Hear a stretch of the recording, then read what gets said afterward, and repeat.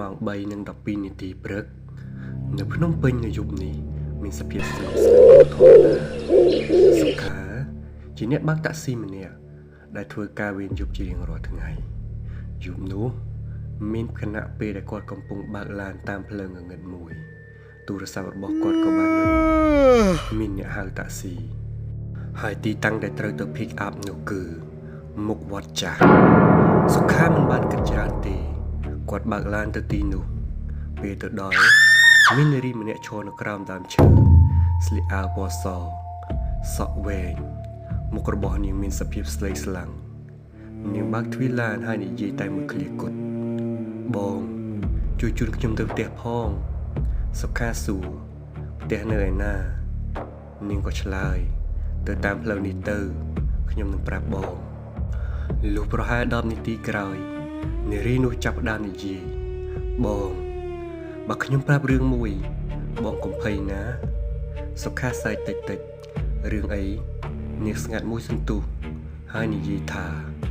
ខ្ញុំមិនចង់ទៅផ្ទះទេសុខាភ្ញាក់ផ្អើលហេតុអីនាងមិនឆ្លើយប៉ុន្តែបន្តិចក្រោយមក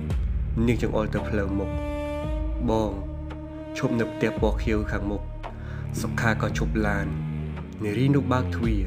ប៉ុន្តែមុននឹងចុះនាងនិយាយថាបងកុំមើលកញ្ចក់ខាងក្រោយ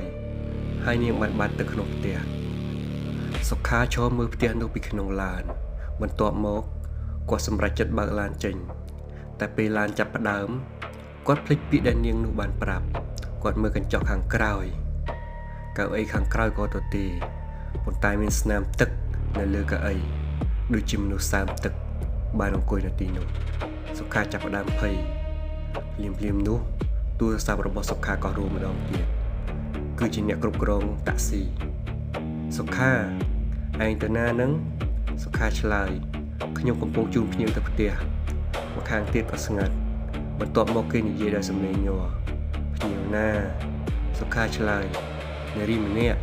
ពាក់អាវពណ៌សមកខាងទៀតក៏ស្ងាត់រៀងយូរ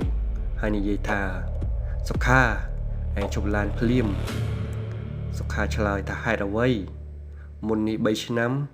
មាននារីម្នាក់ពាក់អាវពណ៌សស្លាប់នៅមុខវត្តចាស់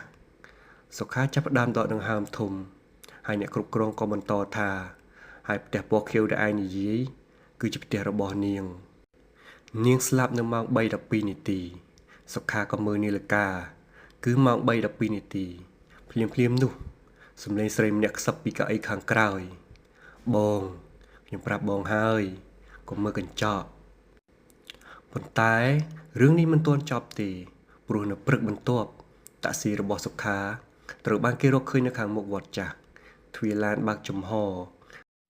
ម៉ាស៊ីននៅតែដំណើរការប៉ុន្តែសុខាបានបាត់ខ្លួនរត់ទៅហើយ